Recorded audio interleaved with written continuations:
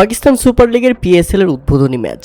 একে তো মাঠে দর্শক নেই, তার উপর আবার ব্যবহার করা হচ্ছে আর্টিফিশিয়াল সাউন্ড ইফেক্ট, যেটা রীতিমতো বাজে এবং পানসে লাগছিল।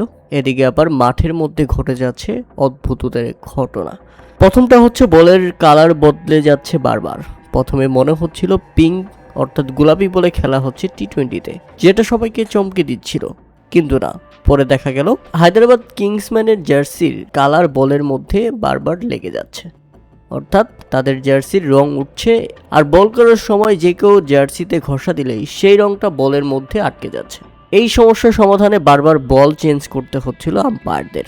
এরপর আরও একটি ঘটনা, ইনিংসের 10ম ওভারে হারিস রুপের করার দারুণ ডেলিভারিটি ব্যাট চালিয়ে পরাস্ত হয়েছিলেন হাসান, এবং বলটির সাথে সাথে গিয়ে স্টাম্পে আঘাত করে। কিন্তু অবাক করার ব্যাপার হলো, স্টাম্পের বেলের লাইট জ্বললেও স্টাম্পের উপরেই অক্ষত ছিল বেলটি। বেলস না পড়ার কারণে এ যাত্রায় বেঁচে যান হাসান। রীতিমতো স্তব্ধ হয়ে যান হারিস রুপ। মুস্তাফিজুর এসে সান্ত্বনা দিলেন, ঠিক আছে, সমস্যা নাই, চালিয়ে যাও, উইকেট পাবে। তবে অবাক করা ব্যাপার হলো, পাকিস্তান সুপার লিগে দীর্ঘ 8 বছর পরে ফিরেও মুস্তাফিজুর রহমান দেখিয়েছেন নিজের চমক। তাতে বোঝাই যাচ্ছে মুস্তাফিজুর রহমান যেই লেভেলের ফর্মে আছেন, সেই অনুযায়ী তার দামটা পিএসএলে আরও বেশি হওয়া উচিত ছিল।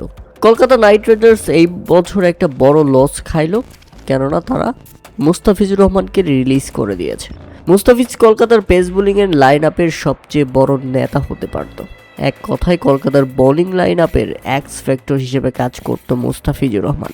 একদিকে মুস্তাফিজুর রহমান আর্থিকভাবে ক্ষতিগ্রস্ত হয়েছে, তেমনি কলকাতা এবার বুঝবে মুস্তাফিজুর রহমান না থাকাটা তাদের জন্য কত বড় আর্থিক ক্ষতি। এদিকে দীর্ঘ 8 বছর পর পিএসএলে ফিরে প্রথম 2 ওভারে মাত্র 9 রান খরচ করে মুস্তাফিজুর তুলে নেন দারুণ একটি উইকেট। মুস্তাফিজুর রহমান যখন বোলিং করতে আসেন, তখন রমিজ রাজা শুধু বলছিলেন, আপনি তাকে যে কোনো সময় যে কোনো মুহূর্তে চোখ বন্ধ করে বিশ্বাস করতে পারেন। আর বিদেশি লিগে মুস্তাফিজুরের এমন প্রশংসা শুনে সত্যি বাঙালি ক্রিকেট প্রেমীদের বুক আনন্দে ফেটে ওঠে। শেষ পর্যন্ত মুস্তাফিজুর রহমান পরের 2 ওভারে কোনো উইকেট না পেলেও দারুণ কিপটে বোলিং করেছেন। নির্ধারিত 4 ওভার বোলিং করে খরচ করেছেন মাত্র 19 রান, তুলে নিয়েছেন 1 উইকেট, সেই সাথে দলকে জিতিয়েছেন দারুণভাবে।